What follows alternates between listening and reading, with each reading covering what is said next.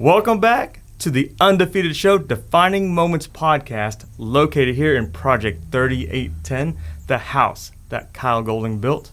My name is Wong Lam. Today's very special guest is the undefeated governor of this great state of Oklahoma, the 28th governor, Governor Stitt. Welcome to the podcast, sir. Thank you so much, Wong. I like that undefeated comment. That's pretty good. Absolutely. I'm going to start using that. That's our theme. That's our theme. That's our theme. And today's very special captain of the show is my wife, Margie Lamb. Awesome. Here we go. All right. Well, before we start the show, I don't know if you read books or not, but there's a book called The 5 Love Languages. Have you read that book? I have. Oh, yeah. Okay. Well, then I guess gift giving is one of our love languages of the podcast, so we have a gift for you. Nice. And your wife. And the First Lady. And the First Lady. Yeah, Good. Yeah. It's all in there. Thank you. Do you want me to open it now or open it later? You can open it now. Yeah, you can open it now. Carly, we didn't forget about you either. Nice. And we didn't forget about Kate. All right. Yeah. Got some nice You got some swag. T-shirts, some swag. You got Thank some you so swag, much. yeah. Yeah, absolutely. Yeah. Okay, thank you. Uh-huh. And do you do autographs too? Absolutely. Okay, because we have our followers from South Dakota. They're like, hey, can you get him to sign one of our hats? She's a rancher. They're ranchers, and so like, South Dakota? Oh, yeah. Absolutely. Yeah, and we have Tell her I've got Kristi Noem, Governor Noem, coming to Oklahoma. Wow. We're gonna do an event in April. So. Oh, that's exciting. Yeah. So I'm a big fan of South Dakota governor too. Yeah. That's yeah. awesome. So are we. We Yeah. really like her. Yeah. She's awesome. She's very strong. Mm-hmm. Yeah. Yeah. Yeah. So how are you doing this morning? Doing great. Yesterday I went down and visited the tornado damage in southeast Oklahoma. Yeah. And on our way down there, I got briefed. Our team called me, and the Highway Patrol let me know that we had a tragic accident in Tishomingo. Yeah. So 6 young girls, 17 years old, coming back from lunch, from their lunch day, and that's really been devastating. Because I had one of my daughters with me on that trip to go down and see. I try to take one of my kids with me when I go do different things, and just to let them experience what Dad does. And so man, that hit close to home. Mm-hmm. Just thought about. Those 6 families, they kissed their daughter goodbye that morning, and normal day going off to school, and we just have to be life is so precious. Yeah, absolutely. We know that you're obviously the governor. How does the governor start his day in the mornings? What are some habits? Well, in 2020 and 2021, I was on a great streak. I was waking up and going to work out with 2 other friends at 5 a.m. every morning. Then I hurt my shoulder, so I have been off the wagon for about 3 or 4 months now, and I just feel lazy. But I get up at 6 this morning. It's called Radio Wednesdays, and so I'm on radio all over the state. Just talking about the legislative agenda and just letting the community ask questions. And so that's kind of fun. So that's what I did this morning. So I was on the radio all over the state of Oklahoma this morning at 6:30, and then drove right here. And then I usually start the day at the office at 8:30. Have staff meeting, starts at 9, and then, during the legislative session, it's from February 1st to basically May 31st, and that's kind of our football season. Yeah. And then everything is off season. So that's when the legislature's at the Capitol. It's super busy, packed. Everybody comes to the Capitol, so I'm speaking 6-7 times a day. Yeah. Then we had a dinner. I had a dinner at the Governor's Mansion last night. I've got another event tonight. So it's pretty packed, and then on Fridays I try to travel the state, go to different areas. So that's kind of my schedule, and then the off season, it's focusing on running the state agencies a lot, because I'm the CEO of a $22 billion budget and 30,000 employees. Right. And so it's fun though. I love it. It's so exciting to be a 4th generation Oklahoman, and thinking about my grandparents. One of my granddads had an 8th grade education, was a dairy farmer. And I think about what Granddad would think about his grandson being governor today, and obviously he's passed on, but anyway, it's a true honor. Yeah. Talk a little bit about that. Family, it sounds like, is so important to you, and trying to bring them not only into what you're doing on a day-to-day basis, but also how they laid the foundation for where you are today. So talk a little bit about that. Yeah, so my background, mom and dad, Great parents. I actually just talked to them today. They're on an RV trip down in Florida right now. That's awesome. And so, you talk to your parents Yeah. Dad, they're telling me about all the people they meet in the RV park. So Mom called me on the way over here, and but Dad was a pastor in Norman, Oklahoma.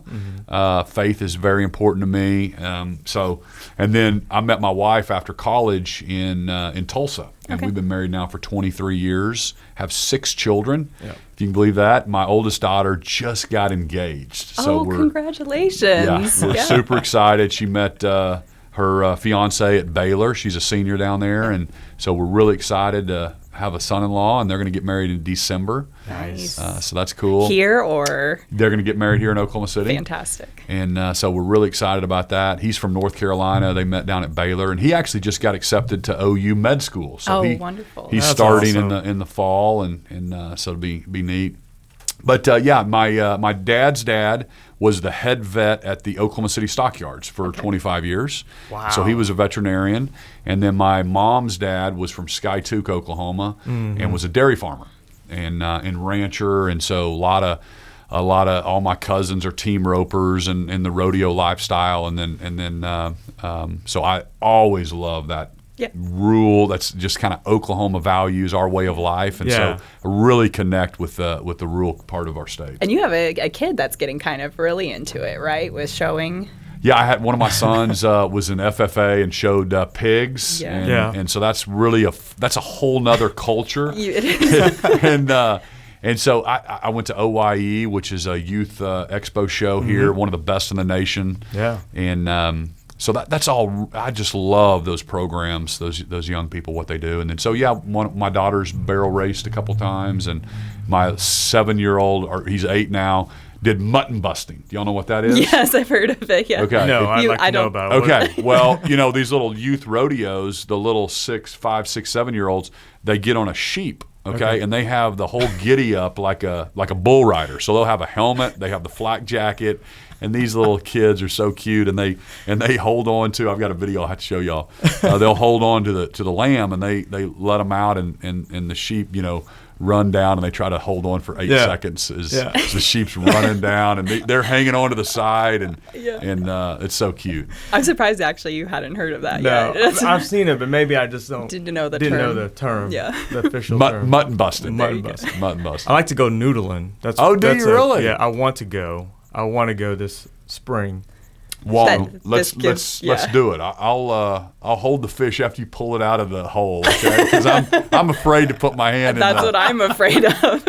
Yeah, because Lieutenant Governor Purnell, he's been noodling. Has he really? I've seen it on Twitter. Yeah. Okay, well I can't let Purnell pass me up. I'm gonna have to show him up and do that. But no, I've always been. My brother's done it before, but it feels a little scary. Reaching your Well, you hand into don't. a hole. Yeah, you don't know what's down there. Snake. I'm kind of afraid of snakes. That's personally. what I'm afraid of more than anything Well, else. we find snakes. So backtrack a little bit. Back in July of last year, you came to Moore, Oklahoma, for we call it the Freedom Fest. I think they and do you call it the emceed Freedom Is it Fest. the Freedom Mhm, Fest? I think so. And you stopped by our booth because I clean out storm shelters, storm check, and then we were talking about snakes and mice and frogs you find in these storm shelters. So it's kind of like that, but actually you visually see it, right? When you go to the storm shelter. So we find snakes and we find all sorts of junk in storm shelters. Oh, down there. yes. So that's what you do. You clean out storm shelters. That's a business we started in 2020. Excellent. Yeah. And so we started that in 2020, LLC'd it, and then now we hire veterans to come work with us because the eventual goal is to give them ownership where they have different regions of the state or different parts of the country where they can take ownership and they become partners and they have their own little company. That's great. Yeah. That's awesome. Yeah. Yeah. That's So, great. You've been doing it for a little while. Now, your clientele for the storm shelters are mostly like elderly people, which is also really great because they can't get down there typically to just do the cleaning. So they restock the shelter, make sure it's got food and water for them, and motion sensor lights and registered properly, and everything works. Everything is in order. Yeah. That's great. Yeah. That's awesome. Yeah, it's- Thanks for doing that, and also hiring veterans. I mean, Thank you, Governor. Appreciate it. Just kind of tell me, do they make really good workers? Because I hear that people, and I'm trying to encourage more of our companies to focus on veterans, and I'm trying to actually eliminate the retirement tax on veterans. So I want those folks staying in Oklahoma. We have 5 military bases, and a lot of times they'll retire to states like Texas or Tennessee or Florida that don't have the income tax. Yeah. So I want to eliminate that, and then because they're going to be in a second career, a lot of cases, these folks retire at 45 or 50 or whatever. Yeah. And we want them, they'll have a great second career. So I want them from a workforce perspective to come back to Oklahoma. Yeah, that's a good question.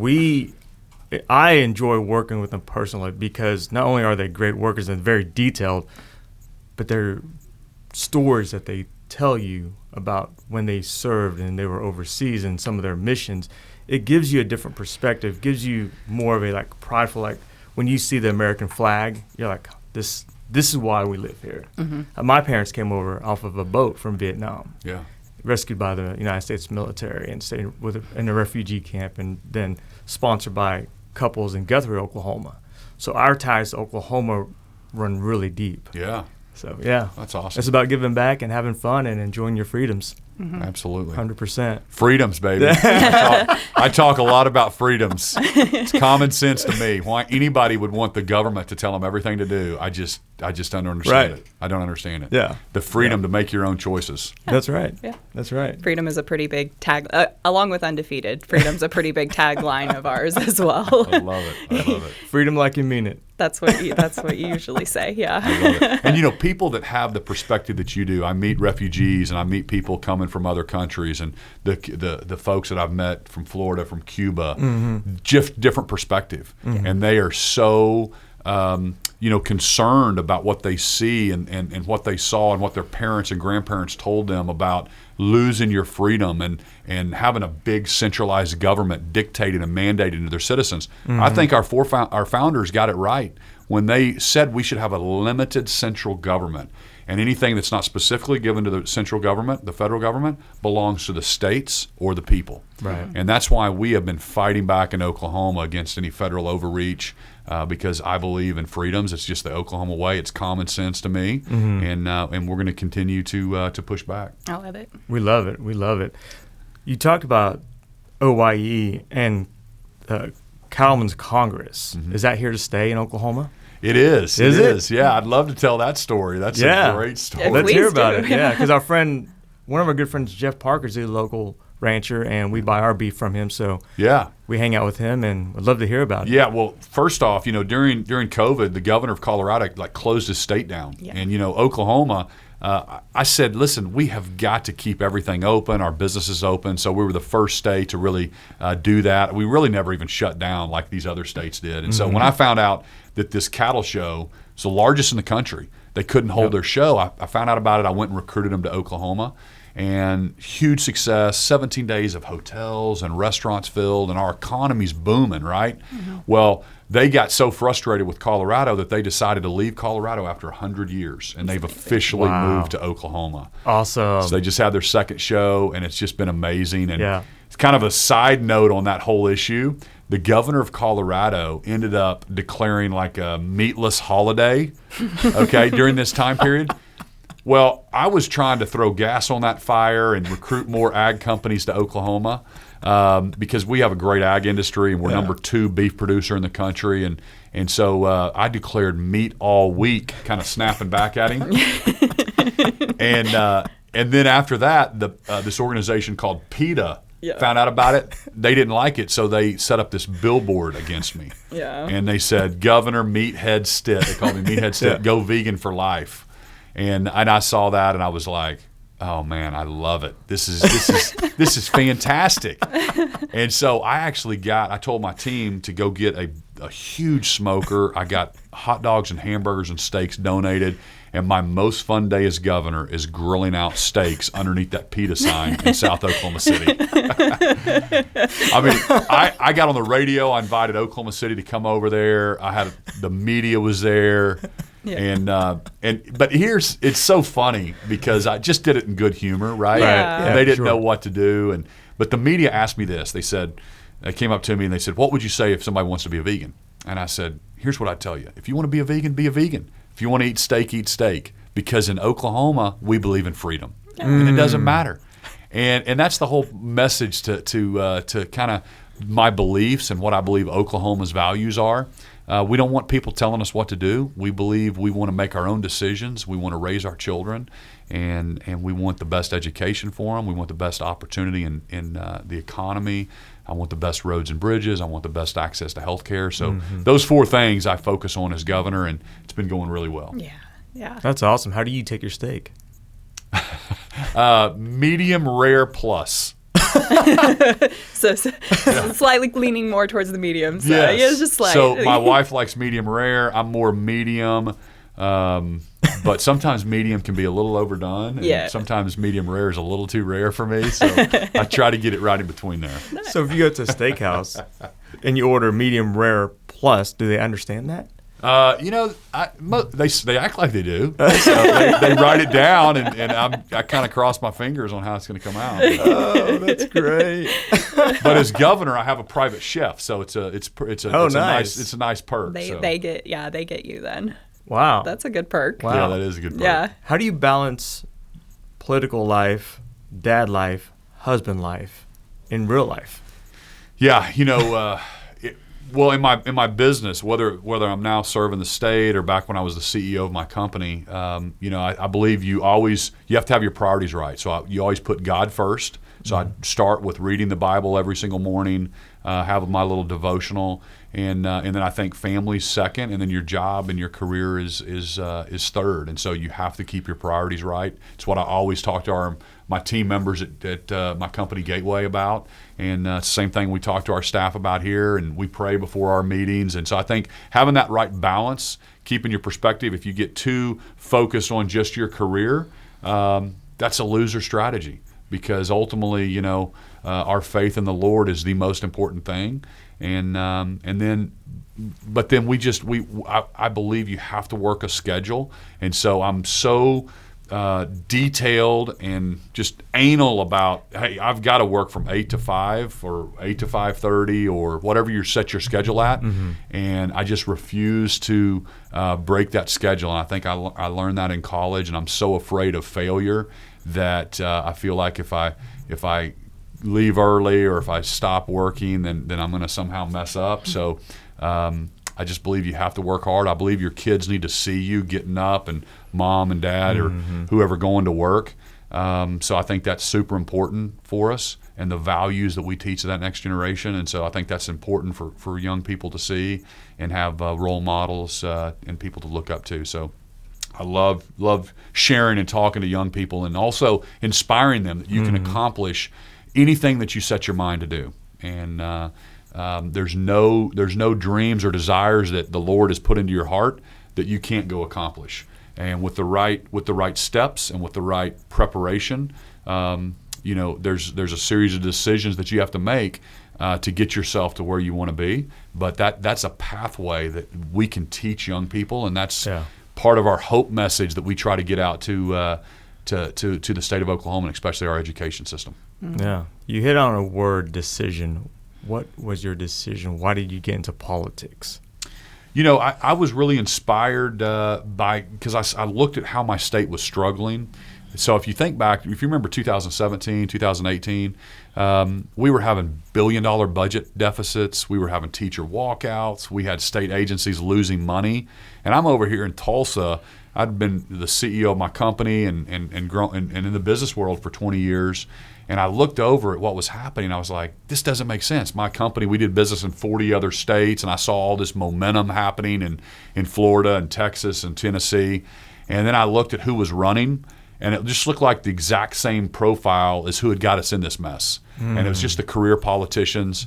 And I was like, man, nothing's going to change. And I just really felt convicted to get involved. And that's the great thing about America. That's the great thing about Oklahoma, is it's citizen-led. Yeah. And our founders expected somebody to step away from their farm or their teaching job or their business career and come and serve the state and serve their country and then go back.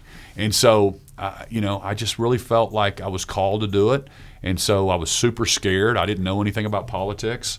But I raised my hand and I said, I'm going to run. There was 10 other people running. Yeah. And Oklahomans ended up agreeing with me, and I won. And they wanted a fresh set of eyes and somebody outside of the political arena. And I'm making some people nervous in the establishment. But I think Oklahomans can see me fighting for what's best for all 4 million Oklahomans. I never choose just this industry or this industry. Right. So I'm disrupting and changing a lot of things in state government, and it's exciting. I think Oklahomans are with me. Yeah. Talk about that night when you found out you did win. What was going through your head then? Well, so there was 3 elections. So the first one was the primary, and most people don't realize this, but I got second place. Yep. But that was my whole goal, was I had to wiggle into that runoff. Yeah. And I was running against the lieutenant governor and the mayor of Oklahoma City, and ended up beating the lieutenant governor by 2,400 votes. Yep. But I lost by 30,000 to the mayor of Oklahoma City. But I knew if I got one of them to head-to-head, I was going to win it, and ended up winning the runoff. And then when the general came around, the polling was showing it was really tight all the way up through, because the state was not doing well, and so a lot of times it'll flip parties, especially in Oklahoma. If the president is Republican, our state normally hires a Democrat governor. If the state is a Democrat president, it'll go Republican. So even though everybody thinks we're a super red state, traditionally we've flipped, which is kind of odd. But so me being the outsider, I was able to. I felt like I was able to win and defeated Drew Edmondson by about 10 points in the general. But that night, I mean, it's just there's no feeling like it. It's just so you're there at your watch party. You got all the watch party people, and then I was at the kind of our headquarters where our team was, and all the campaign people looking at the results coming in. And my wife and we were up at the hotel room and fixing to go down, and really just. Kind of in a time of prayer, like what's going to happen. That's awesome. And then when you walk down, and I walk in, and then they said, "Hey, you're going to win this thing." it chokes you up thinking about it. And then when they declare you the winner, and you get the phone call from your opponent conceding the race, and then they start calling you governor-elect, and security shows up, and that's weird. And then you've got a black SUV driving you over to the watch party, and we had, at that time, it was Houston, our youngest. Our other kids were already over with my parents and the babysitter and stuff. And so we had I think he was 5 at the time, or actually 4. I think our youngest was 4 then. And it's just an amazing feeling riding over to the watch party to get to address the crowd. Yeah. And, something you'll never forget. Yeah. Right. Speaking of that feeling, you want to keep that feeling of momentum going into this year, your re-election and winning it again. And so that's the undefeated mentality. What have you learned from the first campaign to now, and how can you carry that with a sense of urgency going forward? Yeah, like I said, I'm just a super hard worker. People that know me and the staff and how hard we push. So we're not going to let off for the next 4 years. The top 10, the vision, the CEO has to cast a vision and has to say, here's the direction we're heading, and here's the aspirational goal. And so that's why I said, hey, we need to be top 10 at everything we do. And so I've brought my cabinet in, and just tons of super sharp business folks running our different state agencies. And I'm always challenging them. Hey, if California, if Texas, if Illinois, if Kansas, if they're beating us, why are they beating us? Our state takes second place in no other state. So we should be top 10 in roads and bridges and healthcare and education and the economy. And that's what I challenge them to do. And so we have a governor's scorecard where we track all these different metrics, and we're going through. You have to take a realistic view where you're at today. Right. And if we're 47th in something, well, I'm not satisfied with that. We have got to do better. And if other states can do it, we can too. Yeah. And so I'm going to keep that same drive and that same push for top 10. And one of the things I'm most proud of is the atmosphere in Oklahoma is changing. People are I have people all the time just going, you know what, when I would travel before, I'd be like, oh, I'm from Oklahoma, and it was kind of felt like a second-class state almost, like we're little brother to Texas or whatever. People now have their head held high, their chest out, and they're saying, dang right, I'm from Oklahoma. It's the best state in the country. Yeah. And I think that's because we have been just hammering this top 10. And the bravado and the momentum that we're getting, we have the lowest unemployment we've ever had. We're 2.7%. We're number 5 in the country. Largest savings account we've ever had. I cut taxes last year. The pro-business, pro-freedom policies are just driving people to wake up and see the advantages of Oklahoma. Yeah, that's right. Yeah. Freedom and patriotism will always be in style. That's the way we look at it. Absolutely. Doesn't ever go out of style. I hope so. Yes, I'd hope that never goes out of style. So there's some states that think it's out of style, which is crazy. Unfortunately, yes. And as I love the idea of keeping Oklahoma this way because I think it is something to be really proud of. Yeah. Absolutely. Your leadership style is strong, and I love it because I feel like we need leadership with strong backbones. And I feel like our agricultural community really enjoy your leadership along with our military and law enforcement.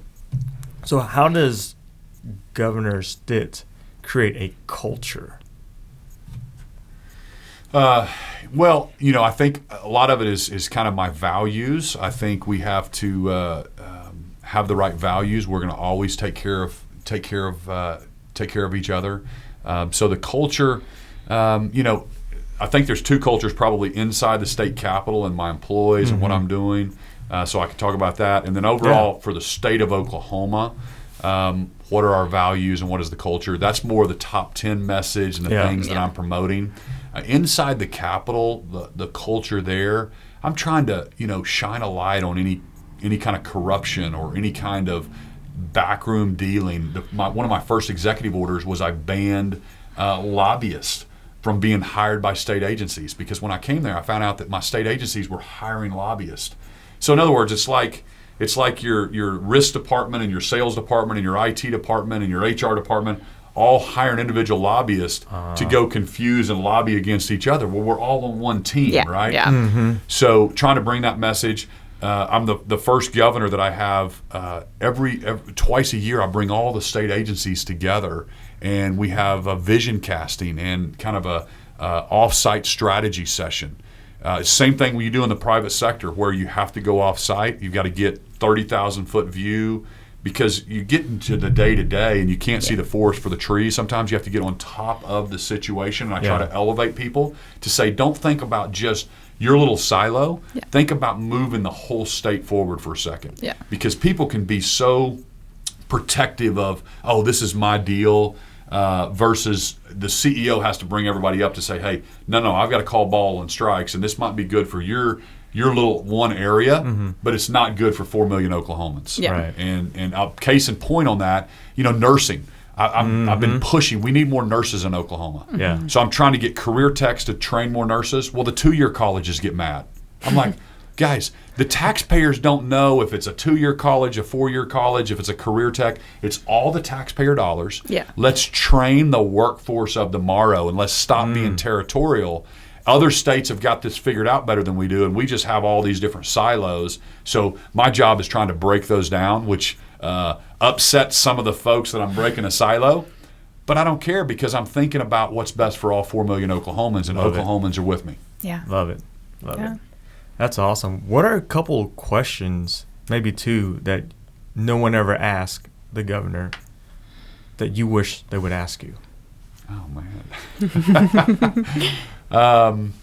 I think pretty much people ask me every single thing.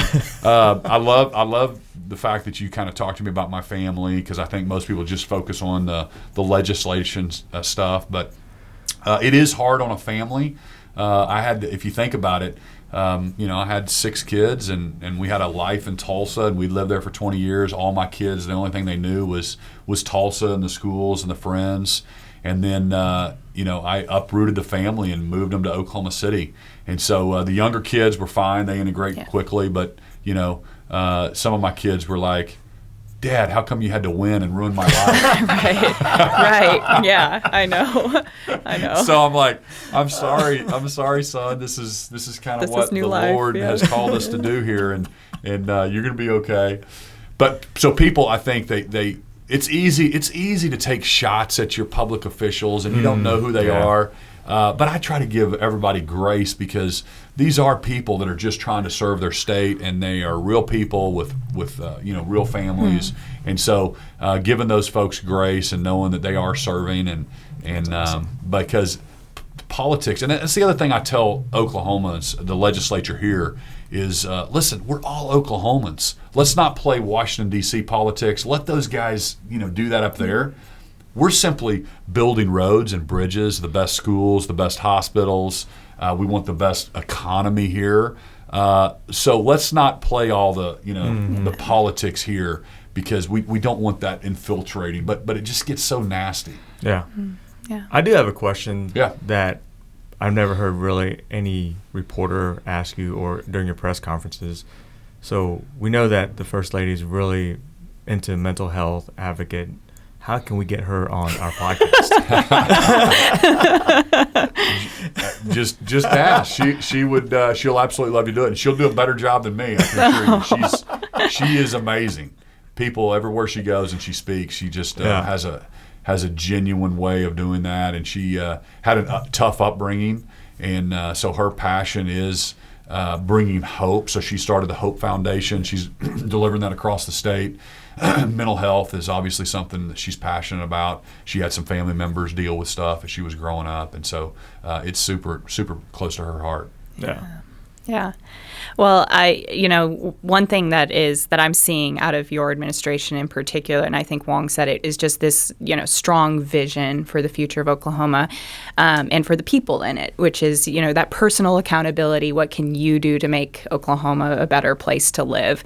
And so one of the things coming from like a women's perspective is, what do you see for the women of Oklahoma? How can they be involved in shaping the state into what your vision is? Sure. I mean, first off, I've put more women on my cabinet than any other governor in history, and so just the talent of women that we have in our state's unbelievable. So I recognize that and try to bring them into state government just like we do, some talented gentlemen as well. But women obviously, if they're going to be in the workforce, we want to make sure that they have every opportunity to succeed just like anybody. A lot of times we have moms that during this phase of their life, they're taking care of kids and they're at home. So we want to give them every opportunity to make sure that we have the best education system. Yeah. We give them all the tools that they need. So whatever they choose in life, we want to be supportive of them and give them every opportunity. So I think, moms and women, they want, just like we do as men, they want the best education for their kids. They want the best opportunity for growth. They want safe communities. So we're backing the blue, and that's something that we're focused on. We could talk about as well. That we've got to have safe communities, and so that's something that with law enforcement, I'm trying to do. I've got a consolidation plan this year because it's so hard to recruit officers on the street right now. So we need to give them more opportunities for advancement or moving. After you do 5 years on the street, then here's what we can do, and you can get into investigation or OBN. We're trying to consolidate that. That's the legislation that we have passed. We're putting a mental health system inside our law enforcement because, for example, the officers that worked that wreck with those 6 girls that we talked about in Tishomingo, that has an effect because they're going to a lot of times have teenage daughters themselves, and then we just throw them right back out to the next call. So we are sending down counselors to make sure, do they need to be pulled off the street? Do they need some extra help because of that trauma that they just experienced? Right. So all those things, we've learned a lot, and I've seen that from other states. Remember, in business or now in governor, I want to steal the best ideas from this state and this state and this state, and then bring it back and implement it in Oklahoma so we can be top 10. So all those things we're focused on in law enforcement safety. But and then we have some women's councils, and I have people in my administration that kind of will advise me and tell me different things that we need to get involved with. Yeah. What do you see as like the next big opportunity for Oklahoma to take advantage of, whether it be an economy item or whether it's a legislative item or? I think we're really leaning into energy, and I think Washington D.C. can take a lot of points from Oklahoma, and I've been to D.C. and met with President Biden and the Secretary of Energy, and we have kind of an innovation, all of the above approach, and I think we need to continue to lead on that and talk about it. What I mean by that is we're number 6 in oil production, number 4 in natural gas, but we're also number 2 in wind energy production. So some of the cleanest water, cleanest air in the country is in Oklahoma. And that blows people's mind back east because they think that we're just oil and gas. And we're actually one of only 4 states that over 40% of our energy comes from renewables. And that's an advantage for us. So we have Google's largest data center in the world is here in Oklahoma. They love buying. Our energy's cheaper than everywhere else. Our gas prices are cheaper. And it's common sense to us in Oklahoma that why would we not fill the needs and the demands of Americans and Oklahomans with our own resources and our own companies instead of buying from places that don't like us. It makes no sense. As a matter of fact, every presidential administration since 1973 has an energy independence policy until this administration.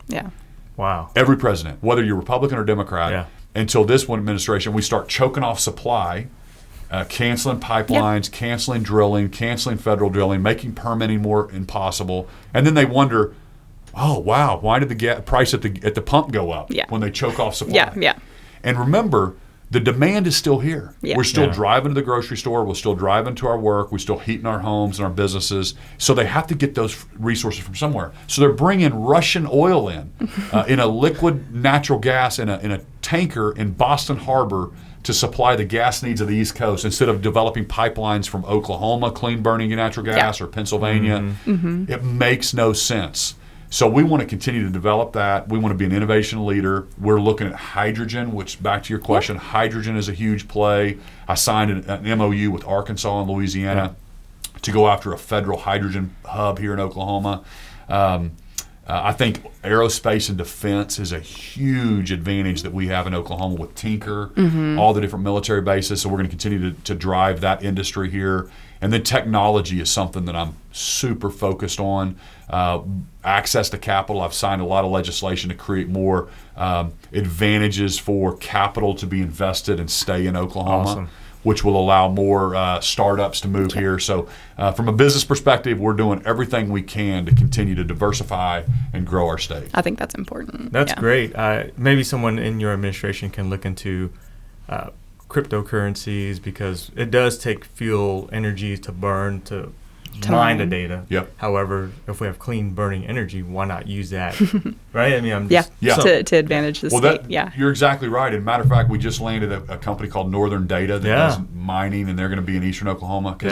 And also the thing that is attractive to those mining type companies on cryptocurrencies is they can use off-peak energy. So when the wind is blowing at night and we got all this, a lot of times you don't have the demand, so they shut that off. And so you can use that really cheap energy and manage those high and low peaks.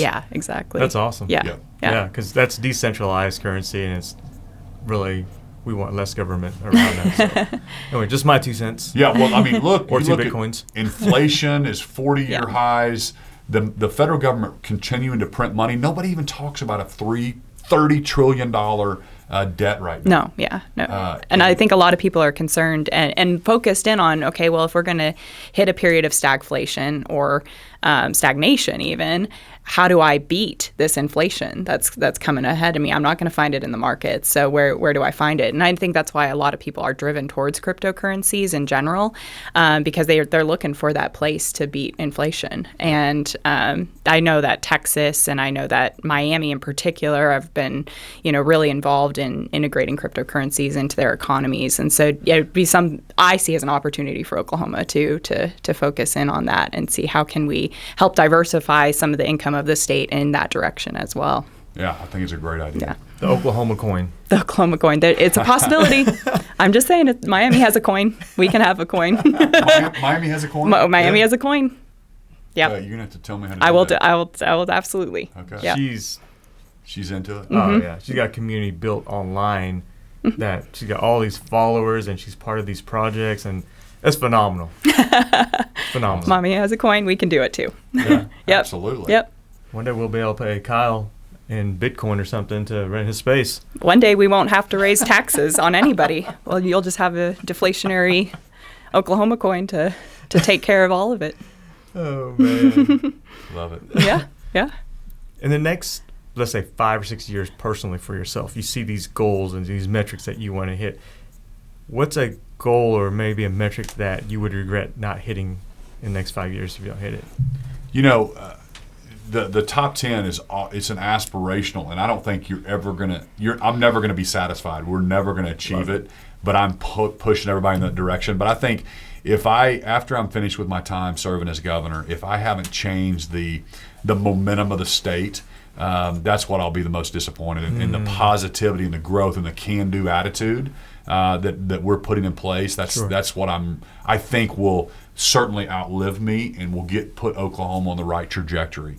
And that's what I'm really, really excited about. Because if you remember, and it's my wife, we're one of our commercials that we're running is to remind people where we were in 17 and 18. Yeah. Mm-hmm. And my wife even was like, yeah, I forgot about that. You know, the teacher walkout and the $1 billion deficits we were facing, because it's so good right now and everybody's feeling so positive about Oklahoma that you forget just 4 years ago where we were. True. And if we would have elected a different person than me as governor, or on the I guess I can say it, on the Democratic side, they would have shut down our state like every other blue state. Yeah. There's never been a bigger difference between a blue state and a red state than there is right now. Yeah. Mm-hmm. And if you think that elections don't matter, go look at California, their unemployment rate, and look at New York's unemployment rate, and look at Oklahoma's, and look at where people are moving to, because they hate the fact that big government is restricting and dictating and mandating and telling you when you can go to church and you can't sing and you can't do this. And my grandfathers would roll over in their grave if they thought that a government was telling them they couldn't go to church. Right. Oh, yeah. Right? Oh, yeah. And as long as I'm governor, we will protect those freedoms. Yeah. And the freedom of religion and the freedom of speech. Yeah. And we want all thoughts. Yeah. But we just don't want you to suppress my thought. And I'm not going to let a university suppress a conservative thought. We want all thoughts in our universities and in our schools. Yeah. My brother lives in Richland, Washington State, and he's a big fan of yours. And he's actually moving back because of gas prices and the policies and political stuff that's going on, the suppression, if you will, over there. Excellent. And the thing that we have to remember too, I met just tons of people from California that move into Oklahoma, and I'm telling them, hey, leave your politics in California. and you know what they tell me? They go, listen, Governor, you got to think about this. 12 million people in California voted for Trump. 12 million people. It just so happens that however many million voted for Biden. But that's 3 times the size of Oklahoma. So my point is, there are conservatives all over the country that are wanting that believe like we do in freedoms and personal responsibilities and the ability to accomplish and achieve whatever you want, and getting government out of the way and letting businesses go compete and win, and not having government intervention and mandates and regulation that actually harm small business. Right. Yeah. And I tell people all the time, the big businesses are the ones that can survive those regulations. It hurts the little guy. Yeah. They those banks that are too big to fail and they have their margins increase with more regulation. They're the ones in there. Yeah. They agree with it. Yeah. But it's the small guy and the entrepreneur, and we need that competition, and we need that middle class rising up and starting businesses. Yeah, I agree. I love your energy, your positivity, your optimistic attitude. So my question is, because I've asked Carly the same question, how do you deal with negativity? Because I see it on Twitter, social media, especially when Carly has a post and then people start attacking her. I'm like, why are you guys attacking her? And then they'll start attacking you, and you're not even in the post. Yeah. Well, how do you deal with negativity? Well, Carly's awesome, by the way. Yeah. She's unbelievable. So I'm a huge fan of her, and she's on our team. But here's the deal: Twitter's not real life. It's like 1%, and that 1% that's on Twitter is majority liberal. Yeah. And then when you look at those folks, they're just haters. Yeah. I can post a picture of me and my son tossing the baseball and in the backyard, and there'll be tons of negativity. Yeah. So don't know who these people are, but they're at home in the basement, living with their parents and hating themselves and hating life. But they're not real. So I just totally ignore them and laugh about them. My buddies at a dinner party, one of their favorite things to do to get a laugh is like pull up and read the comments on some of the things. It's a fun deal for us. Yeah. How stupid it is. Yeah. And but I personally am not. I don't really read it because I want to keep my mind positive. That's awesome. So I don't like to take in all the negativity. Sure. Because I'm afraid it'll jade my decision making. So my decision making is always what's best for all 4 million Oklahomans, and so I'm pretty grounded in what I believe, and I also tell the insiders around the Capitol that kind of sometimes can be persuaded by the lobbyists and can be persuaded by what Twitter's saying. But here's the deal. Back in Jinx, Oklahoma, or Wayne, Oklahoma, or Skytook, Oklahoma, or Guyman, or Lawton, these folks are taking their kids to piano lessons. They're taking their kids to soccer practice. They're living their lives. They don't know what a veto override is. They don't even care. They just see. So we get so caught up in these 10,000 insiders that they lose track of what everyday Oklahomans are thinking and feeling. They don't even know the difference between the House and the Senate and the governor and all those things. And we kind of forget that. That these folks are just wanting the best education, the best roads and bridges. Everybody go over there and get along, and it's the insiders that kind of create this problem actually. And I try to kind of bring everybody above that. Let's not focus on the bickering. It doesn't matter in Jinx, Oklahoma, where I lived. Guys, let's do our job. It's a big service organization in the state of Oklahoma. We want the best economy, and I just keep hammering on it. Roads and bridges, education, healthcare. Yeah. Wow. What's maybe a defining moment or two that you've experienced throughout your life that helped shape or mold you to where you are today? Couple things. Back in college, I had an opportunity. I was supposed to be my rush chairman, and ended up going and selling books door to door with the Southwestern Company, and made that hard choice between doing something hard or doing something easy and fun. And that was a defining moment for me back in my college days to really prepare me and trust the Lord that He was going to take care of me, even though this looked like a harder path. Ended up being the number one kid in the entire company, and 4,000 kids did that every summer. So it just set me on a different trajectory. And then I started my company, and I'll tell you, people look at it today in our company. We've got like 1,700 employees. It's an American dream story, and we do business all over the country. But man, I wanted to quit my own company 1,000 times as you're growing something. Yeah. And in 2006, before the financial crisis, I was hating life. I was maybe wishing I would have done something else. And I just remember that was a defining moment that I said, no, because I truly believe people that stay the longest win. And if you're a job hopper or you're a career hopper and you try to change and go back and forth and always think the grass is greener, that's a loser strategy. And so things are always going to be tough.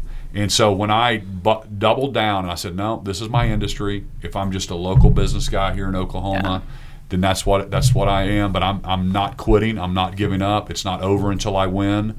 And so I doubled down, and our company took off after that. We were the perfect size, and everybody else kind of got out of the industry, and we were able to grow. It's the same thing with your wife or your marriage or your children. People give up too early. And I just encourage people that, every marriage is hard, and every raising kids is hard, and school is hard, but don't give up. And, everybody at the starting line of a race is I'm going to win. But then when the race starts and the gun goes off, well, man, now it's all work. Yeah. But there's always a finish line. And don't give up before the end. You'll be so satisfied. Don't give up on college or don't give up on your marriage because you got to work through it. Yeah. Mm-hmm. I think that's perfect advice. Yeah. I like it. The one that stays the longest wins. Yeah. Yeah. That's an undefeated mentality, which is what we talk about. I love it. Yeah. Undefeated. Yeah. You ever think about going to coaching? I actually want to coach this year. It's actually one of my goals this year. I haven't done it. It's already first quarter's over in March. I was thinking about that the other day. I want to get a coach. I've done it before in the private sector, but even Tiger Woods has a coach, right? Yeah. And so I'm going to thank you for reminding me about that. I'm going to make a few phone calls. I've been trying to figure out, do I want somebody that's been in politics to coach? Do I want a business coach? Mentality. Who would be the best coach to coach a governor, right? Yeah. Do I want a former governor? So I've got a couple people I need to reach out to. But I haven't personally. Maybe after I finish my politics and I get smarter and older, maybe I'll coach some younger folks. But I always want to mentor people and share what I know with people. So yeah, I guess I'd like to do that too. I'd love for you to do that. I feel like you have that. You're charismatic. You're to the point, blunt. I call it the blunt force trauma of truth. So I think it's awesome. So how do people get in touch with you, your office, if they had questions about your policies or what's going on in Oklahoma? I'm looking at Carly to write the phone number down. Yeah. But yeah, you can call the governor's office. Yeah. We've got a website that they can check on. You can see our governor's scorecard, like what I'm tracking as far as the Oklahoma. I put our checkbook online. This is kind of cool. We went from 47th in transparency to like number 7 in the country. Nice. Wow. Because I want to shine a light all over state government. So if citizens are seeing something that's wrong and they're seeing something that they think doesn't feel right, we want to know about it. Yeah. Any good CEO invites audits. And so I audited the State Department of Education, first governor to ever do it. I'm like, why would nobody ever do that? Right. Yeah. That's the largest spend. Anybody should be inviting transparency into their organization, unless you're doing something wrong and you're trying to hide something, right? Sure. That's correct. So I'm doing that all the time and encourage Oklahomans to do that. But you can go to gov-dashboard.ok.gov and you can see our dashboard there. Call our governor's office.